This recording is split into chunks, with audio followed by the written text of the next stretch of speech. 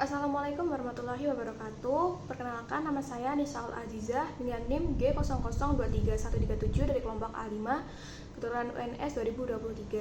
Di sini saya akan menjelaskan tentang anatomi abdomen, rectum proprium, dan peritoneum. Jadi langsung kita mulai saja. Ini kan abdomen. Jadi dia itu disusun oleh lapisan-lapisan di dindingnya ya, dinding abdomen itu. Terus itu tuh ada dua lapisan, yaitu secara anterolateral, yaitu anterior dan lateral, sama secara posterior, jadi ada dua lapisan begitu.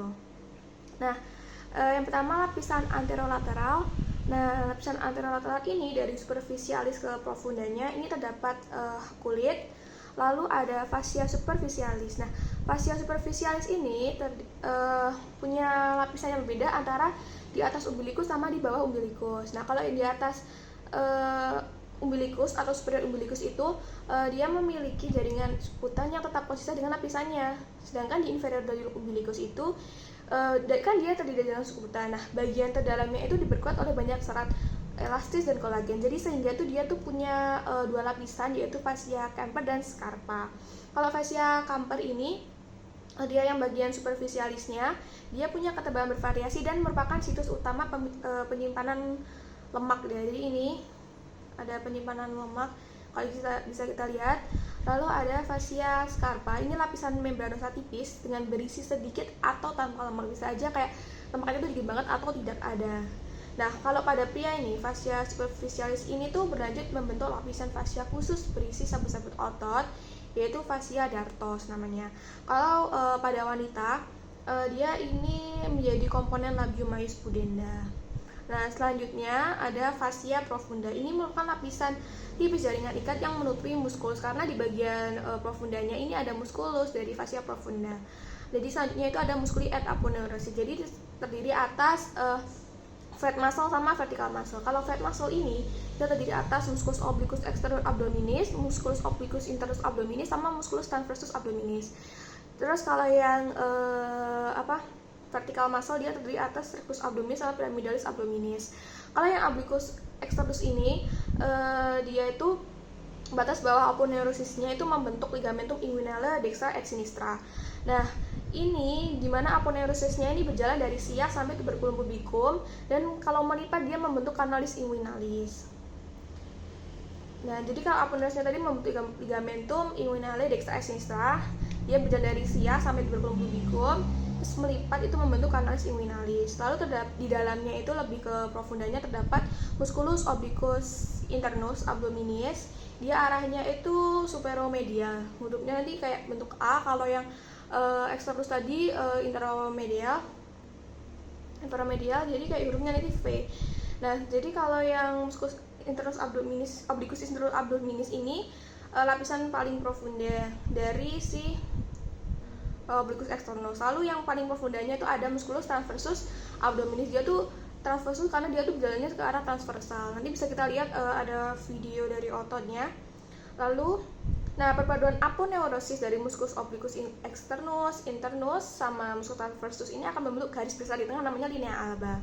Nah, kalau aponeurosnya sendiri dari tiga otot horizontal ini akan membentuk vagina musculi recti.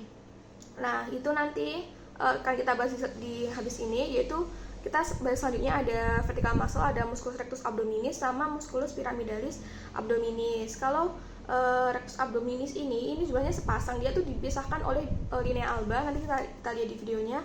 Nah, ini tuh ada dibagi oleh 3 section, yaitu yang pertama itu terletak setinggi processus hypoideus, lalu terletak setinggi umbilikus, sama terletak di antara keduanya. Lalu kalau musculus pyramidalis abdominis ini bentuknya tuh triangular dan sangat kecil. Nah, terus otot ini tuh tidak selalu ada begitu pada setiap orang. Jadi cuma sekitar 20% orang yang tidak punya otot ini. Nah, vertical muscle ini, rectus abdominis sama pyramidalis ini dibungkus oleh vagina musculi recti. Nah, vagina musculi recti sendiri itu merupakan lembaran yang membungkus vertical muscle. Terbentuk dari tadi aponeurosis 3 horizontal muscle. Terus kalau vagina musculi recti sendiri itu terdiri atas, selain musculus rectus abdominis dan musculus pyramidalis, dia terdiri atas arteri vena epigastrika superior, arteri vena epigastrika inferior, dan ujung terminal nervi intercostalis 6-9 dan nervus subcostalis. Lalu selanjutnya adalah fascia transversalis.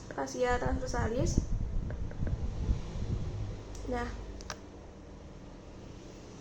fascia transversalis sendiri ini merupakan kelanjutan dari fascia profunda yang memagari kavitas abdominalis dan berlanjut ke dalam kavitas pelvis. Lalu ada fascia extraperitonealis. Bisa kita lihat dia ini kayak berisi jaringan lemak gitu. Ya, dia kan memisahkan antar fascia transversalis dengan peritoneum. Nah, ini isinya jaringan lemak. Kalau fascia ke arah anterior tubuh disebut preperitoneale, kalau ke arah inferior tubuh dia disebut dengan retroperitoneale. Nah, ini lapisan terakhir ada peritoneum parietal. Nanti akan kita bahas sendiri tentang peritoneum karena itu isinya banyak. Kita lanjut ke lapisan posterior dulu saja. Sini juga sama, ada kulit, fascia superficialis dorsi. Nah, bedanya di sini dia tidak ada fascia profunda sama fascia transversalis. Dia jadi cuma kulit, fascia superficialis dorsi, musculus, lalu langsung fascia extraperitonealis, ini jaringan lemak, sama peritoneum parietale. Di sini muskulusnya tuh berbeda. Jadi selain perbedaannya ini, kalau lapisan anterolateral itu terdiri dari 7 lapis, kalau posterior itu 5 lapis. Di sini muskulusnya juga ada sedikit yang berbeda. Kalau pada lapisan posterior ini, lapisan pertama ada musculus latissimus dorsi, lapisan kedua ada musculus obliquus externus abdominis, musculus erector spinae, musculus longissimus dorsi, sama musculus stratus posterior inferior. Lalu pada lapisan ketiga terdapat musculus multifidus, musculus interspinalis, musculus obliquus internus abdominis. Lalu pada lapisan keempat terdapat musculus quadratus lumborum, iliopsa, sama transversus abdominis. Jadi habis ini kita akan melihat videonya mengenai otot. Ya, ini paling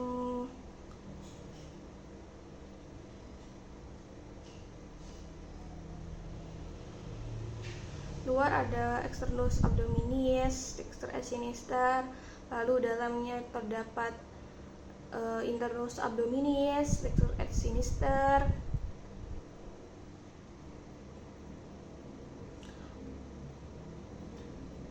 Lalu bagian profunda terdapat transversus abdominis, dia arahnya transversal.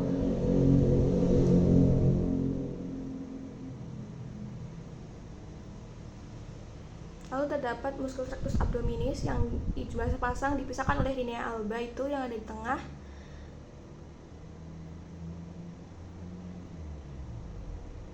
Linea alba. Lalu ada musculus pyramidalis nih yang triangular. Lalu juga ada vagina musculi recti. Vagina musculi recti sendiri ini yang membungkus tadi vertical muscle ini. Nah, kalau yang lapisan posterior, sini saya hanya menampilkan untuk lapisan posterior ada latissimus dorsi yang lapisan pertamanya. Lalu ada obliquus externus, ini kan dia kan sampai posterior juga, jadi kita lihat. Lalu ada musculus erector spinae, yaitu sepanjang belakang tubuh kita. Lalu ada longissimus dorsi, bisa kita lihat longissimus dorsi di sini dan di sini. Lalu selanjutnya juga ada musculus serratus posterior inferior. Nah, letaknya di sini seperti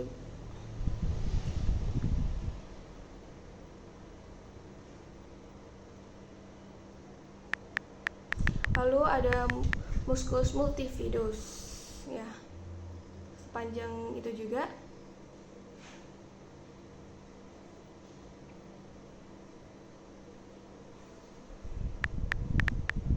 Lalu ada musculus interspinalis, jadi interspinalis bisa kita lihat itu sekecil itu di belakang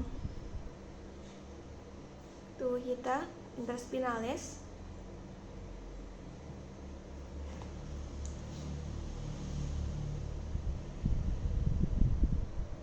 Lalu ada internal ini musculus internus abdominis dia kan di profundanya externus abdominis ini pada lapisan kedua ini juga terdapat. Selanjutnya ada musculus quadratus lumborum. Ya, dia berada di lateral posterior gitu.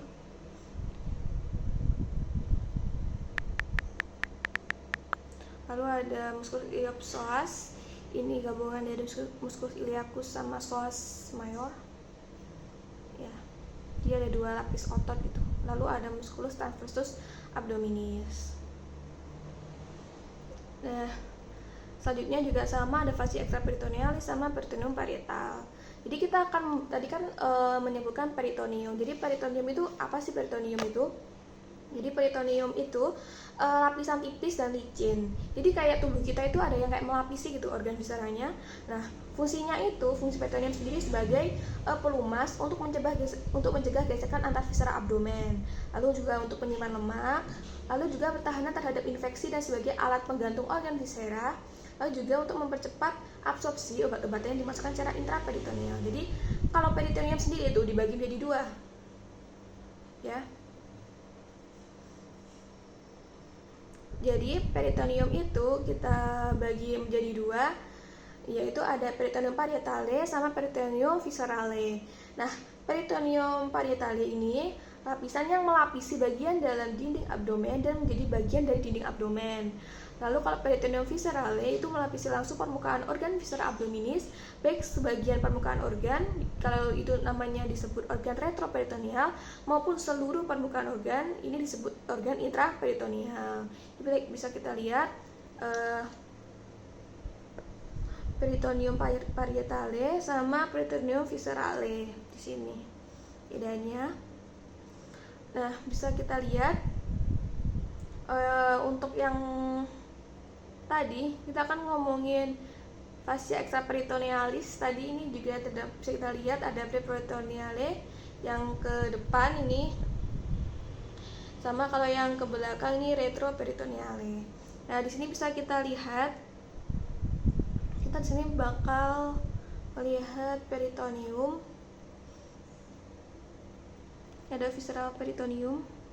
Kita lihat, jadi kayak organ kita ini kayak dilapisi ini, dilapisi kayak gitu. Lalu juga ada parietal peritoneum tuh yang di sini. Nah, di sini dia kayak ke dindingnya. Kalau ini kan ke organnya ini. Nah, lanjut. Selanjutnya kita ini dari peritoneum parietale sama viscerale tadi itu membentuk suatu rongga yang disebut cavum peritonei. Nah, atau peritoneal cavity. Dalam keadaan normal, cavum ini berisi sedikit cairan serosa. Cairan ini berfungsi melubrikasi permukaan peritoneum sehingga viscera bisa bergerak satu sama lain tanpa adanya friksi atau gesekan. Nah, serta memungkinkan adanya gerakan-gerakan digesti. Nah, akibat adanya perputaran sangat embrional pada saat dewasa nanti, cavum peritonei ini tidak lagi merupakan satu rongga yang utuh. Jadi dia itu akan terpisah menjadi 2 ruangan yang saling berhubungan, sehingga disebut dengan cavum peritonei mayor dan cavum peritonei minor. Kalau yang cavum peritonei mayor itu kita sebut dengan greater sac ini. Kalau yang minor kita sebut dengan omental bursa atau lesser sac ini. Bisa kita lihat ini peritoneal cavity ini yang ada huruf P-nya. Kalau yang biru muda ini greater sac ini yang besar, sama yang kecil ini omental bursa ini. Nah, kedua cavum ini berhubungan melalui suatu lubang yang disebut dengan foramen epiploica Winslowi. Nah, selanjutnya kita akan ini ada organ intraperitoneal sama organ retroperitoneal. Kalau intraperitoneal kan yang sudah dibungkus seluruhnya. Ini ada gaster, duodenum, pars superior, terus ada jejunum, ileum, appendix vermiformis, lalu ada colon transversum, colon sigmoidea,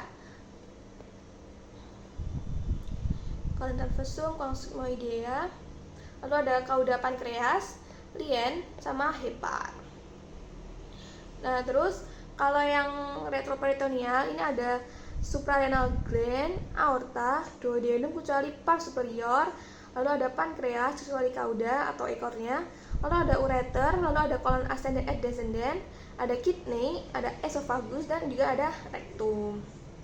Nah, terus selanjutnya kita akan ini ada duplicator peritoneum. Apa sih itu duplicator peritoneum? Jadi itu adalah lipatan peritoneum yang berfungsi sebagai alat penggantung yang melekatkan viscera dengan dinding abdomen posterior. Nah, duplikator ini tuh isinya pembuluh darah, saraf, dan limfa untuk organ yang digantungnya. Jadi dia tuh kayak menggantung organ. Di organ kita tuh tidak bebas bergantungan, tapi ada yang menggantung gitu. Ini terbagi menjadi mesenterium, omentum, sama ligamentum peritoneum. Untuk yang mesenterium ini dia terdiri dari mesokolon, mesenterium, sama mesoapendik. Jadi bisa kita lihat kalau di sini ada mesenterium ini. Lalu adalah transfer mesokolon di sini. Ya, terus di sini juga ada omentum. Ini juga ada omentum.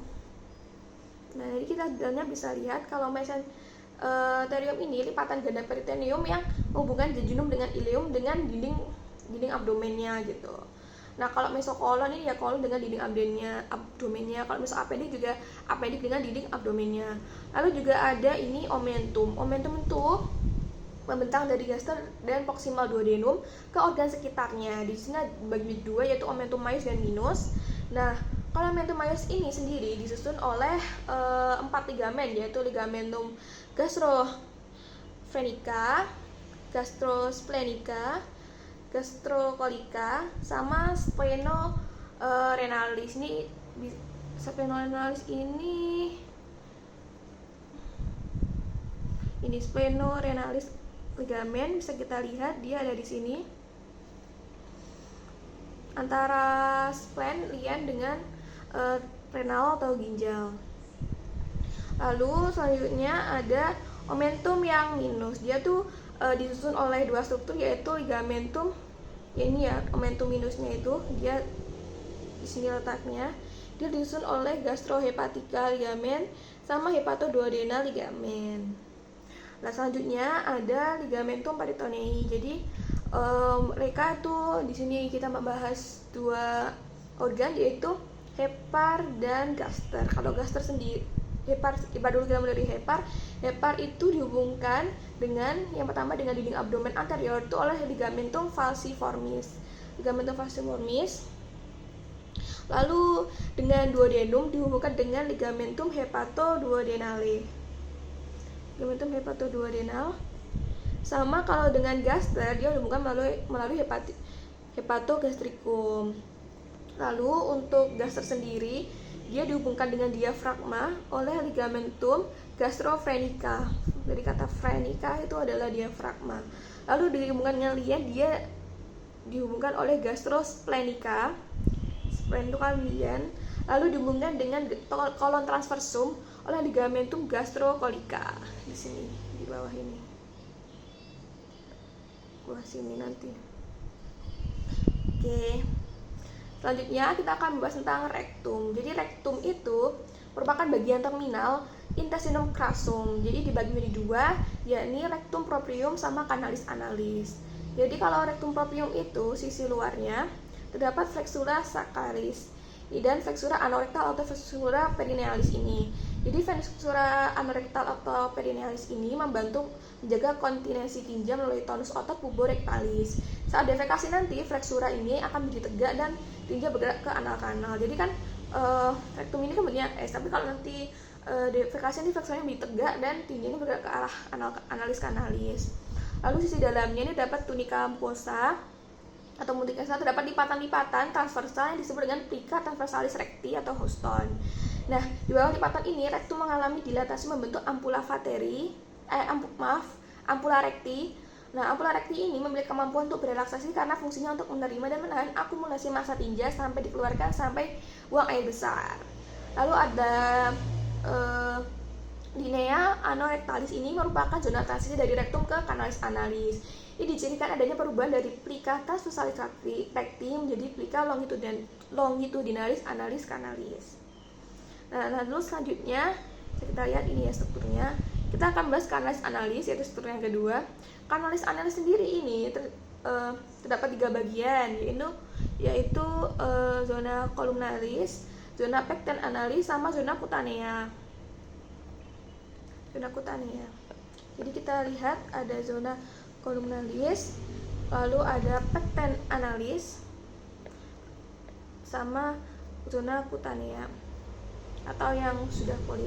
Jadi kalau zona kolumnalis ini terdiri dari lipatan longitudinal atau kolumna rectalis atau analis Morgagni yang dibentuk dari corpus cavernosum. Nah, epitelnya ini kolumner atau kuboid. Lalu ada pekten analis ini epithelium squamous kompleks non keratinisasi yang menimbulkan zona putih di mukosa atau zona alba. Garis superior pada zona ini disebut dengan linea pectinata.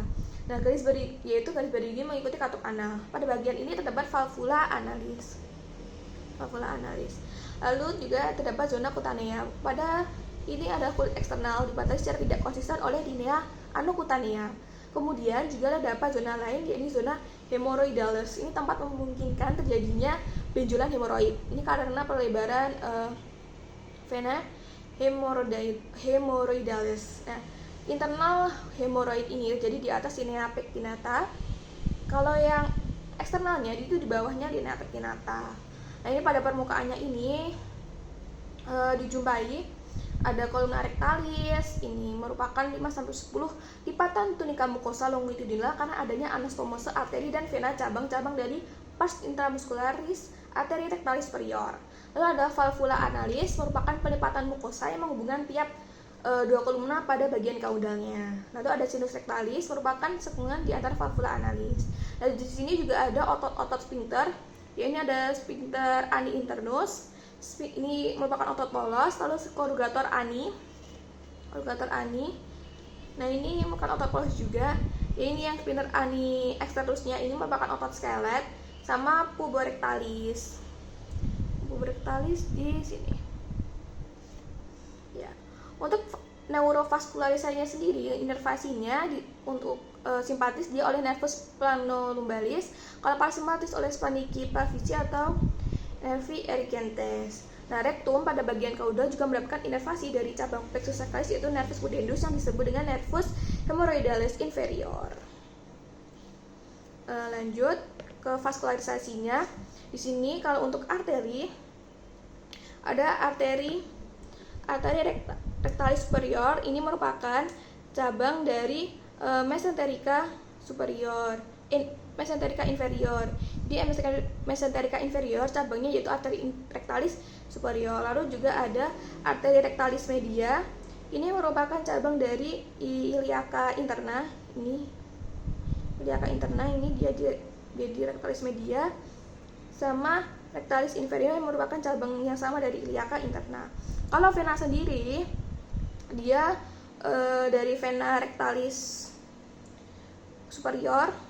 Vena rectalis superior ini dia akan ke vena mesenterica inferior, lalu dia akan ke vena porta. Lalu kalau vena rectalis media, dia ini akan naik ke vena iliaca interna. Sama halnya dengan vena rectalis inferior ini, dia akan ke vena pudenda interna dulu, baru dia akan ke iliaca interna. Nah, nanti mereka akan sama-sama menuju vena cava inferior di sini. Sedangkan pada analytics canalis, drainase vena yang terletak di atas linea pectinata akan bermuara ke vena porta, sedangkan drainase di bawah linea pectinata akan bermuara ke vena cava inferior. Nah, sekian presentasi dari saya. Kurang lebihnya saya mohon maaf. Akhir kata, wassalamualaikum warahmatullahi wabarakatuh. Semoga bermanfaat.